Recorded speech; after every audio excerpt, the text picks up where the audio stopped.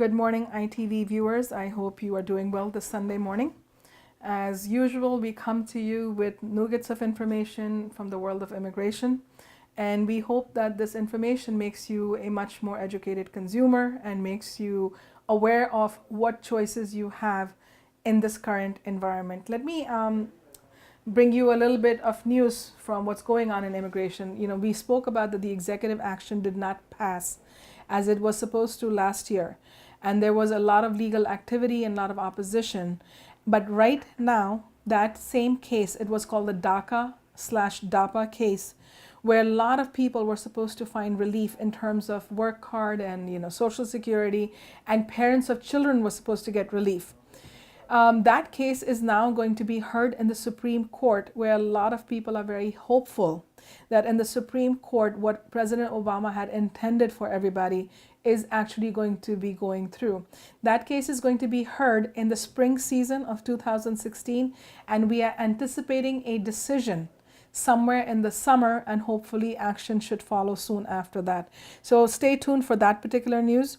And in the other world is with everything going on in the world in terms of political unrest, terrorism, things happening on our own soil, immigrants are feeling fear, and immigration authorities are exercising more caution than ever before they're handing out visas, before they're handing out green cards. People are being subjected to more security.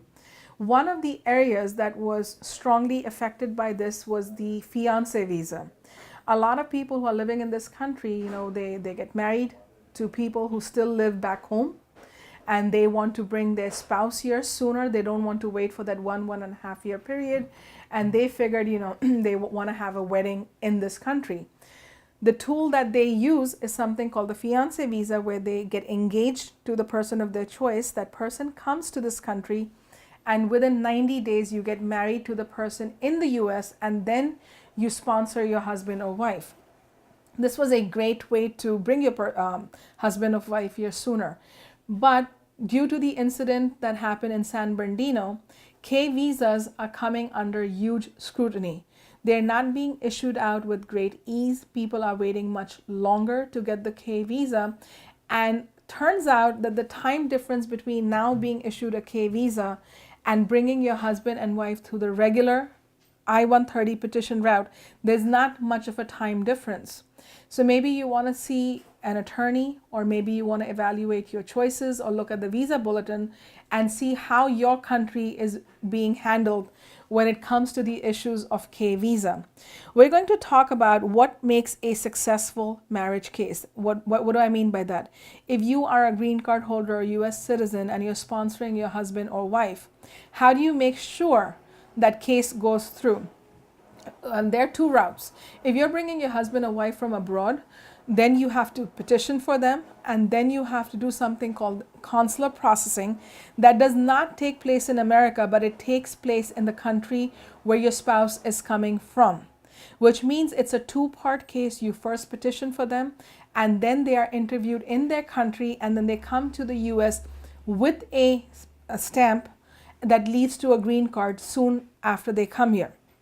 But if you meet your husband or wife in this country, then you apply for them right here, and you apply for their adjustment in that same package, and your husband or wife gets an interview in the US. So this is a great option for people who came here with a visa and they overstayed, and then they fell in love, or they managed to meet somebody who is willing to marry them, and that person is a US citizen. So no matter how long you have been illegal in this country, if you find a US citizen to get married to, you can now adjust right here without being penalized. So I've spoken about two key things. One is consular processing, which takes place abroad. And the second thing is adjustment of status. In the next episode, I'm going to talk about adjustment of status and how do you create an amazing petition that does not lead to suspicion and that does not lead to a Stokes interview.